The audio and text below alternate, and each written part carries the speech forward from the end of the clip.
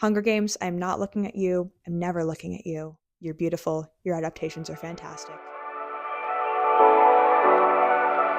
Hello, and welcome back to the Cozy Film Corner, or welcome if you're new. For those of you who don't know, my name is Maddie, and I love to talk about film. If you are new, just a quick little thing about me and this channel. Here on this channel, I like to take existing pieces of media and chat through what they would look like if they were adapted into something new, or review adaptations against their source material. As you probably already know from the title, today we will be looking at an upcoming adaptation of The Phantom of the Opera, which will be headed and directed and choreographed by the incredible Kenny Ortega. If you don't know who Kenny Ortega is, yes you do. He is the director of the High School Musical movies. He's the director of the Descendants movies. He's the director and writer of Julie and the Phantoms. He's directed movies like Hocus Pocus and stuff like that. He's done such amazing work, especially when it comes to film musicals. I am super excited to talk about this because I have very mixed opinions, mostly because this will not be an adaptation of Andrew Lloyd Webber's Broadway musical Phantom of the Opera,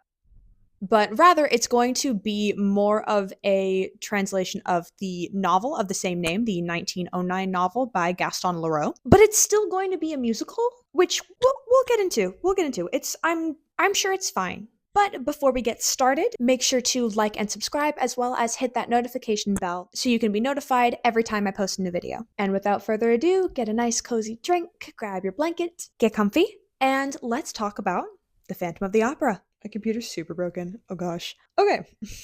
This is not going to be a normal video with the casting and all that jazz because we genuinely know so little about this project. So what I'm more going to do is just share my thoughts and really just address what we know about the project so far, my own hopes and dreams for it, and my concerns, I guess you could call them. According to articles from Deadline and Broadway World, this adaptation will be a young adult reimagining of the 1909 novel with original songs, although the musical genre is not confirmed. My personal thing, I think it's probably going to lean a bit more pop. That's what Kenny Ortega has been doing in the past several projects when it comes to Descendants, Julie and the Phantoms, all of that jazz. I would love if it was a bit more rock opera. I think that there is a great opportunity there. But from the information we currently have, musical genre not yet confirmed. What's a little bit confusing to me personally, because it's the longest running show in Broadway history, is original songs, an original soundtrack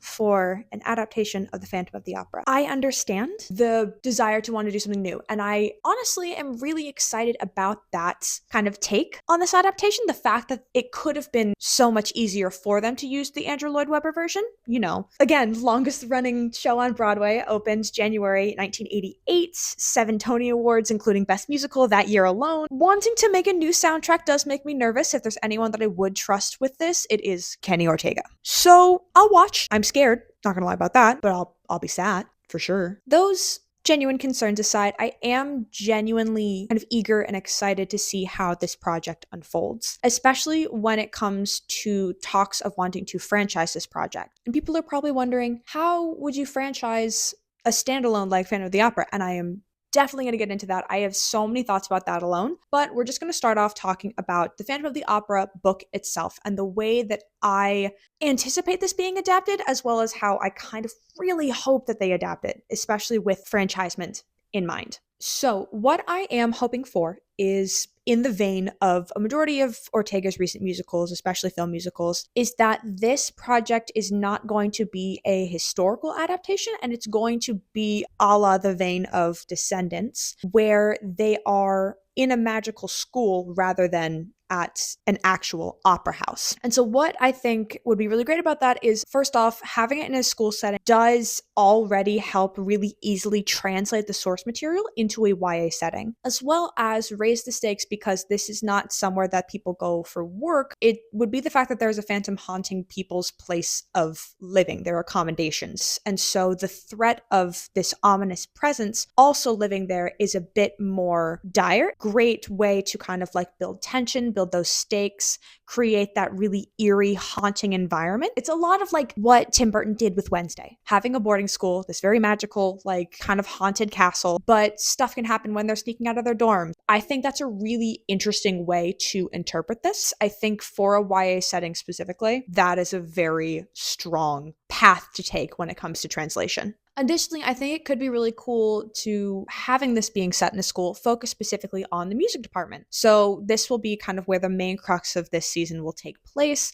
having musical ability or singing be almost an indicator of popularity with all of the lead roles and all of the attention being on them. It translates very well as a theater kid. It translates very well. And so seeing maybe our Christine having a longing for being like the lead in something, and she is incredibly talented, but she might have stage fright, or she might just come from kind of a different genre. And it's that kind of way of blending in, like, oh, why is she not getting these lead roles? Why is she maybe viewed as kind of like an outcast if this is going to be a YA type situation? And then you have the mysterious composer residing in the basement underneath either the school itself or the music department specifically. There is your Eric. One character I think would be really interesting who has a really unique role in the book, but that part of the book didn't translate to the Broadway musical as much, which is this character who is referred to in the book as the Persian. In Leroux's novel, there's a character who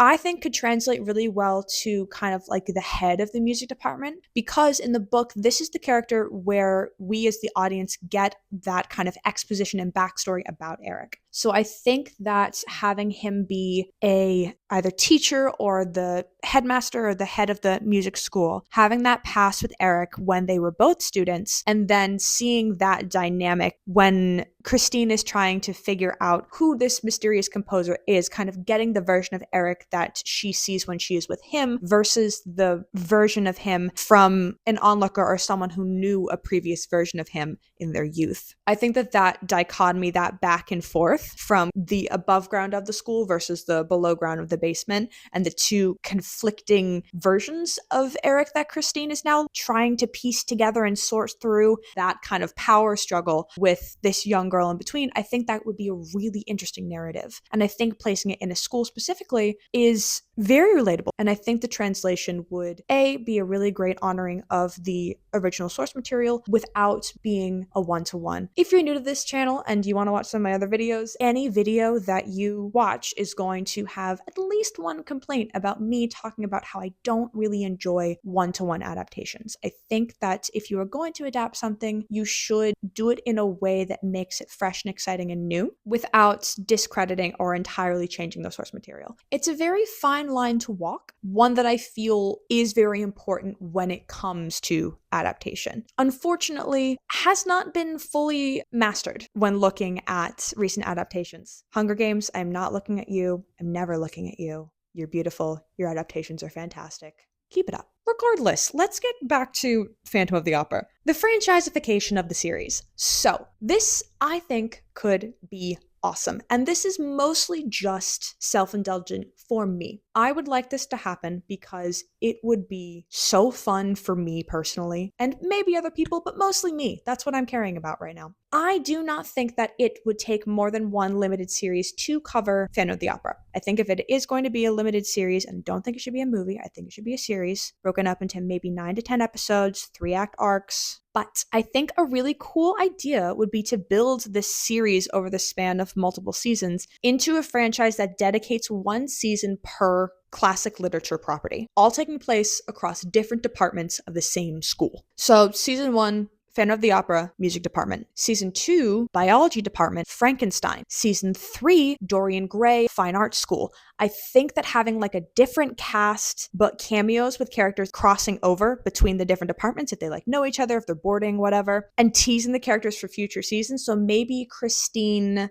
is roommates with Elizabeth from Frankenstein, or maybe, at one point in the middle of the night, they come across like a portrait and it's hinting at Dorian Gray. I think that could be a really cool thing. I think from a marketing perspective, that would also be awesome because it means that like there's a new cast. So you get a fun cast, like the same thing they've been doing with Bridgerton when they are announcing who's gonna be the next, like whose season is next. You could have people waiting, bated breath, edge of their seat. What's the next property going to be? What classic lit book are we going to do next? And then you can continue to kind of expand it out of like, okay, who's the cast? And it's an exciting announcement literally every single season. You just get to keep building that hype around it from a marketing perspective. It would be so, so great to have all of this kind of expand across and build this universe at this one school. And it's a really great way, especially if you're continuing to take that YA angle, to introduce younger demographics to classic literature. It's a really awesome way to kind of make classic lit more marketable and more palatable for younger audiences or just for broader audiences. If there are people who aren't familiar with the stories, like I know that I love classic literature, but I have a lot of friends who haven't read, The Count of Monte Cristo, which is a massive book, but it's a fantastic novel, or they're not super familiar with Edgar Allan Poe. These are all like classic lit properties that even if I think they would enjoy it, it's really hard to convince someone to dive headfirst into classic lit, especially because of the language. Having it in a YA limited TV series is a great way to introduce new audiences to these works, and I do feel like it's a great way to adapt them while still honoring the source material, but making it fun and exciting and giving it new life. Those are my thoughts on the upcoming Phantom of the Opera YA series. Please let me know what you think in the comments. Love hearing from you guys. And let me know if you're excited about this project, if you are also nervous about the fact that it's an original score for a musical that already exists, or if you're like me and you're caught somewhere in the middle and you're still definitely going to watch, but like nervously. Regardless, thank you guys so much. I look forward to hearing from you, and I will see you in the next one. Bye!